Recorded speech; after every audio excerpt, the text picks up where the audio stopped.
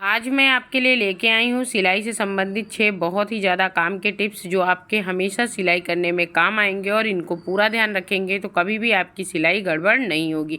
इसी के साथ साथ मैं आपको बताऊंगी ब्लाउज में जो आपका पीछे का पार्ट होता है और आगे का पार्ट होता है, दोनों अगर बराबर कटते हैं तो क्यों आगे पीछे के पार्ट में छोटा बड़ा हो जाता है। इसी के साथ साथ कौन से ब्लाउज में आपको आगे का पार्ट पीछे के पार्ट से 1 इंच बड़ा रखना चाहिए और कौन से ब्लाउज में दोनों ब्लाउज के पार्ट बराबर रखने चाहिए। आस्तीन में आने वाला झूल क्यों पड़ता है और मशीन में आप डबल धागा करके कैसे आप जीन्स की तरह का मोटा धागा कर करके कैसे आप उसकी सिलाई कर सकते हैं। ऐसे कई छोटे छोटे टिप्स हैं जो आपके साथ शेयर करने वाली हूँ, तो वीडियो को पूरा देखिएगा और स्किप मत कीजिएगा। तो हाय गाइज, मैं स्वाति एक बार फिर से स्वागत करती हूँ आप सबका मेरे चैनल पर।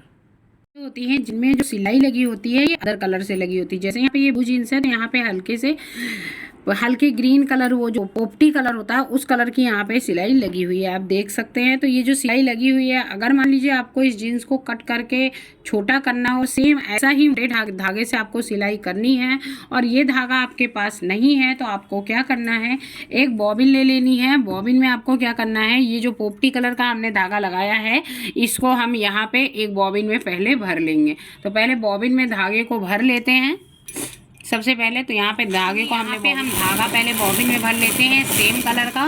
तो यहाँ पे बॉबिन में धागा मैंने भर लिया है। यहाँ पे क्या करना है, मशीन का, चाहे आपके हाथ वाली सिलाई मशीन हो चाहे ऐसे हो, किसी चीज़ में आप पहले इस बॉबिन को फंसा लीजिए। अगर पैर वाली मशीन है और ऊपर इस तरह का लगा हुआ है तो एक साइड आप बॉबिन को रख दीजिए, दूसरे साइड आप रील रख लीजिए। दोनों धागों को एकदम बराबर से मैच करा लीजिए। दोनों धागे एकदम बराबर होने चाहिए आगे से। तो मेरे दोनों धागे एकदम बराबर हैं और अब इन दोनों डबल धागों को आगे से हल्का सा अंगूठे की मदद से फोल्ड कर लीजिए और जैसे मशीन में धागा डालते हैं वैसे ही एज इट इज़ आप ये धागा डाल दीजिए। ये जो प्रोसेस मैं आपको बता रही हूँ, ये प्रोसेस कभी भी आपको क्रेनिंग करनी हो वहाँ पर भी आपको ये बहुत ज़्यादा काम में आ सकता है। और यहाँ से हल्का सा आप इसको ढीला कर दीजिए जिससे दोनों धागे आपके ईजिली बाहर निकल सकें। तो जैसे धागा हम डालते हैं वैसे एज इट इज़ यहाँ पे हम धागा डाल देंगे। आप डबल धागों को सुई के अंदर डालेंगे तो वो ईजिली सुई के अंदर भी चले जाएंगे। अगर दोनों को अच्छे से काफ़ी अच्छे से हाथ से फोल्ड कर लीजिएगा और हल्का सा दोनों को एकदम चिपका लीजिएगा तो ये दोनों चिपक जाएंगे तो ईजिली सुई से आपके पास हो जाएंगे। अभी ये जो पैंट है इसको मेरे को कट करनी थी तो मैंने इसको कट कर लिया है। कट करके इसको हमको छोटा करना था तो इस पैंट के कपड़े को मैंने कट कर दिया है, छोटा भी कर दिया है। अब इसको मेरे को सेम इसी कलर के धागे से फोल्ड करना था। अगर ये जो धागा इसको सिंगल कलर से करते तो इस तरह जो मोटी मोटी ये सिलाई है ये नहीं आती, ठीक है।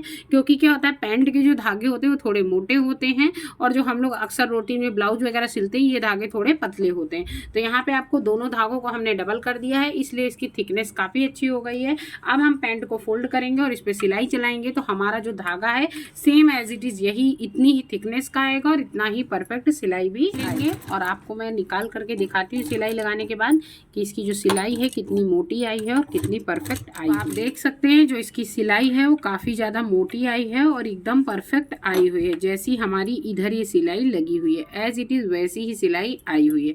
तो इस तरह करके आप डबल धागे से जीन्स में ऐसी मोटी सी लाइन बना सकते हैं। अगर आपको कभी भी कोई भी जीन्स को फोल्ड करना है तो जहाँ पे ऐसा ये मोटा मोटा कपड़ा होता है, यहाँ पे क्या होता है जब आप जीन्स को कट करके छोटा करते हो तो यहाँ पे क्या होता है कि जीन्स का यहाँ पे कपड़ा काफ़ी मोटा हो जाता है जैसे हम इसी पे फोल्ड करते हैं तो, और बहुत ज़्यादा मोटा होने की वजह से सिलाई नहीं चलती है और सिलाई नहीं चलती है इसकी वजह से हमारी सुई टूट जाती है। तो आप इजीली जीन्स को नीचे से कट करके अगर फोल्ड करने वाले हैं तो आपको क्या करना है, ये जो कपड़ा है इस कपड़े को इसी कपड़े के ऊपर फोल्ड नहीं करना है। आपको कपड़े को थोड़ा सा तिरछा ले जाना है और ऐसे करके फोल्ड करना है। देखिए ये जो ऊपर वाला पोर्शन है ये यहाँ पे आ रहा है, ठीक है। ये वाला पोर्शन यहाँ पे लाएंगे और उसके बाद आप अगर इस जीन्स के कपड़े को फोल्ड करते हैं तो आपकी जो सिलाई है वो काफ़ी अच्छे से चल जाएगी और मशीन की सुई भी नहीं टूटेगी। उसका कारण ये है कि जब आप इसको तिरछा करके फोल्ड करते हो ना तो ये जो मोटा वाला कपड़ा है ये वो आगे साइड आ जाता है और जो ये मोटा वाला इधर अंदर साइड जो कपड़ा है ये थोड़ा आगे बढ़ जाता है। इसकी वजह से क्या होता है कि दोनों मोटे कपड़े आगे पीछे हो जाते हैं जिसकी वजह से सिलाई आसानी से चल जाती है और परफेक्टली आपको रिजल्ट मिल जाएगा। जैसे मैंने इसको तिरछा मोड़ा हुआ है ऐसे ही मैं इस पर सिलाई करके आपको दिखाती हूँ। हूँ और आप खुद देखेंगे कि सिलाई भी एकदम प्रॉपर आएगी, धागा भी नहीं टूटेगा और हमारी सुई को भी कोई नुकसान नहीं होगा। तो पहले मैं इसको मशीन पे लगा देती हूँ और उसके बाद आपको सिलाई करके दिखाती हूँ। तो यहाँ पे आप देख सकते हैं मैंने इस कपड़े को मशीन पे लगा दिया है और अब हम इस पे सिलाई चलाएंगे और आप देख सकते हैं जो हमारी सिलाई है वो काफ़ी अच्छे से सिलाई चल भी जाएगी और हमारे कपड़े में पास आउट हो जाएगा। आप देख सकते हैं हमारी जो मशीन का कपड़ा है, मतलब हमारी जो जीन्स का कपड़ा है वो काफ़ी परफेक्टली टर्न भी हो गया है और हमारी सिलाई भी चल चुकी है, ना धागा टूटा है और ना सुई। आगे के कपड़े को भी वैसे ही फोल्ड करके हम अच्छे से सिलाई चला लेंगे और एकदम ईजिली सिलाई चल जाएगी। पूरे में सिलाई चलाने के बाद मैं आपको दिखाती हूँ कि कितना परफेक्ट लुक आया है, ना ही कपड़ा बढ़ेगा ना छोटा पड़ेगा और एकदम प्रॉपर सिलाई आपकी निकल करके आएगी। और मैंने सिलाई कर ली है, धागे को नीचे वाले धागे को नीचे कट कर दिया है, ऊपर वाले धागे को ऊपर कट कर दिया है। अब आपको मैं ये सीधा करके दिखाती हूँ कितना परफेक्ट सिल गया है, कहीं से बढ़ा भी नहीं है और एकदम प्रॉपर सिलाई आ गई है। अब आप देख सकते हैं कहीं से मेरा धागा टूटा नहीं है, एकदम परफेक्टली सिलाई आ गई है। और यहाँ पे देखिए ये हमारा जो ये सिलाई वाला पोर्शन है ये इधर हल्का सा आ रहा है और ये वाला पोर्शन इधर जा रहा है। अगर आप इस तरह सिलते हैं ना तो मोटा कपड़ा मोटे कपड़े के ऊपर नहीं आता, जिससे इजीली सिलाई चल जाती है। आपको एक बात और बताती हूँ, कभी भी आप जीन्स को कट करिए तो जीन्स को जब आप कट करते हैं तो जब हम उसको अंदर साइड ऐसे करके टर्न करके फोल्ड करते हैं तो कभी भी इसके कपड़े को आपको खींचना नहीं है। जैसे जैसे इसकी फोल्डिंग आती है वैसे वैसे एज इट इज़ आपको कपड़ा लेके फोल्ड करना है। अगर आप कब जीन्स का कपड़ा क्या होता है स्ट्रेचेबल होता है और आप अगर इसको खींच करके फोल्ड करेंगे ना तो नीचे से जो जीन्स होती है आपकी वो ढीली हो जाएगी। इसलिए जैसे जैसे आपका कपड़ा ऐसे करके अंदर फोल्ड हो वैसे वैसे एज इट इज़ आपको सिलाई लगा देनी है। कपड़े को जरा सा भी खींचना नहीं है, नहीं तो जो नीचे की जो राउंडिंग होती है वो कपड़ा आपका फैल जाएगा, जिसकी वजह से जैसे आपकी पहले जीन्स थी वैसा लुक नहीं आएगा। इसका कारण मेन ये होता है कि जीन्स जो होती है वो थोड़ी स्ट्रेचेबल होती है और खींचने के बाद अगर सिलाई लग गई ना तो नीचे की जो राउंडिंग होती है वो बढ़ जाती है। बताती हूँ कभी कभी क्या होता है कि हम मार्केट से कोई टॉप लाते हैं और दो बटनों के बीच में काफ़ी ज़्यादा गैप होता है, ठीक है।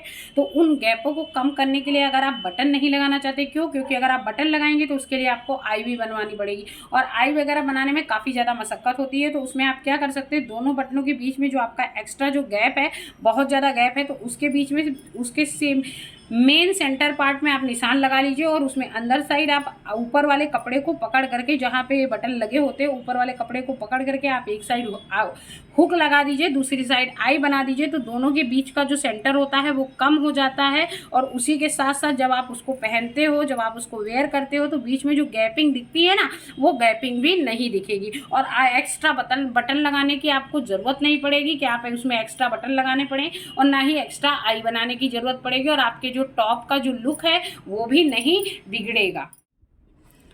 नेक्स्ट टिप मेरी ये है कि अक्सर हम लोग क्या करते हैं, जब भी ब्लाउज कट करते हैं तो जैसे प्रिंसेस कट हम ब्लाउज कट करें या कटोरी वाला या टक्स वाला जो भी ब्लाउज हम कट करते हैं, तो जब ब्लाउज कट करते हैं तो परफेक्टली कट हो जाता है, पर जब आप ब्लाउज स्टिच करते हैं तो आगे वाला पार्ट पीछे वाले पार्ट से छोटा हो जाता है। ऐसा क्यों होता है, आज वही बात मैं यहाँ पे आपको बताने वाली हूँ। तो यहाँ पे आपको क्या करना है, जैसे आपका टक्स वाला ब्लाउज है, टक्स वाले ब्लाउज में आपको ये पीछे वाले पार्ट से 1 इंच बड़ा कट करना है आगे वाला पार्ट, ठीक है।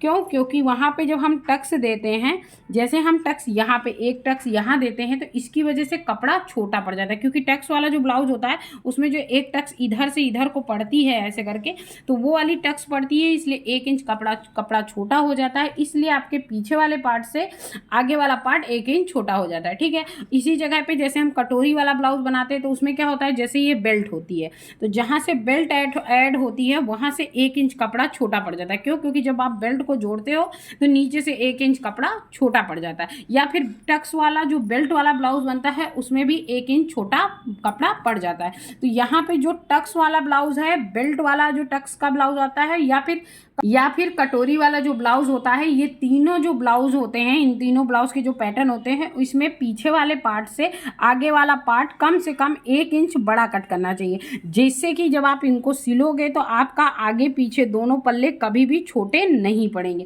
एकदम परफेक्ट साइज आएगी और एकदम परफेक्ट माप में आएंगे और आपके दोनों पल्ले एकदम बराबर होंगे। और यहाँ पे मैं आपको एक चीज़ और बताना चाहूँगी, जैसे कि हमारे जो प्रिंसेस कट ब्लाउज होते हैं जिनकी कटिंग ऐसे ले जा करके यहाँ पे अटैच हो जाती है। जैसे हम प्रिंसेस कट ब्लाउज कट करते हैं, जिनकी कटिंग यहाँ पे ले जा करके यहाँ पे मिल जाती है, उन वाले ब्लाउज में आपको पीछे वाले पल्ले से आगे वाले पल्ले को बड़ा नहीं कट करना है। क्यों? क्योंकि उसमें साइड में यहाँ से किसी प्रकार की कोई प्लेट नहीं पड़ती है, किसी प्रकार का कोई भी मतलब एक भी प्लेट नहीं पड़ती, केवल दोनों पल्लों को आपको बराबर से जोड़ना होता है। इसलिए उन ब्लाउजों में आपके दोनों पल्ले एकदम बराबर से कटेंगे तो कोई आपको दिक्कत नहीं आएगी, और उनमें कभी भी आपको एक पीछे वाले पल्ले से आगे वाले पल्ले को बड़ा कट करने की ज़रूरत नहीं है, क्योंकि अगर आप बड़ा कट करेंगे तो आपका आगे का पल्ला बड़ा हो जाएगा और पीछे का पल्ला छोटा ही रह जाएगा। तो केवल प्रिंसेस कट एक ऐसा ब्लाउज है जिसमें दोनों पल्ले एकदम बराबर कटते हैं, और बाकी टक्स वाला ब्लाउज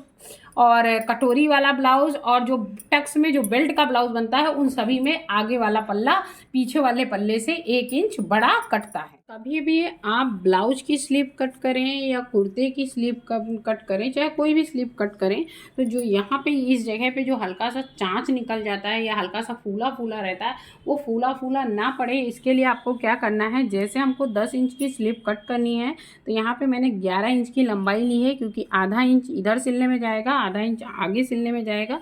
तो 11 इंच की स्लीव जब आप ऊपर लेते हैं तो नीचे साइड आपको कम से कम 3.5 इंच माइनस करना चाहिए। 3 इंच तो पक्का माइनस करना चाहिए, लेकिन अगर 3.5 भी माइनस करते हैं तो भी चलेगा। तो जैसे हमने ऊपर 11 इंच का मार्क ये लगाया हुआ है, यहाँ पे हमको 3.5 इंच माइनस करना है, 1 2 और ये 3, ठीक है, और आधा इंच, तो मतलब नीचे की जो स्लीव की माप होगी वो 3.5 इंच होगी, 7.5 इंच होगी।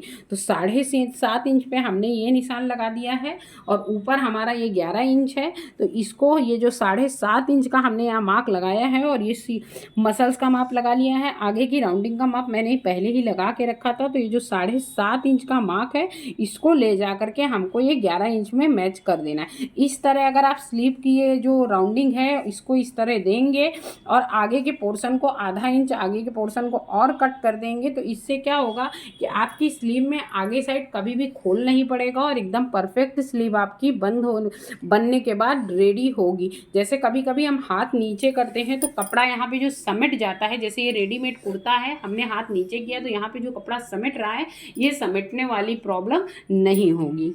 तो हमेशा स्लीव को आप कट कीजिए, चाहे ब्लाउज हो चाहे कुर्ता हो, तो इसी माप से आप हमेशा कट कीजिए। जो ऊपर की माप हो उससे 3 या 3.5 इंच माइनस करके नीचे का मार्क लगाइए, मसल्स का माप लगाइए और राउंडिंग का माप लगाइए। इस तरह अगर आप स्लीव कट करते हैं तो आपकी स्लीव में कभी भी खोल नहीं पड़ेगा। बताई हुई जानकारी अगर आपको अच्छी लगी हो तो प्लीज़ हमारे चैनल को सब्सक्राइब कीजिएगा, वीडियो को लाइक कीजिएगा और हमें सपोर्ट कीजिएगा। फिर मिलूंगी गाइस, जय श्री कृष्ण।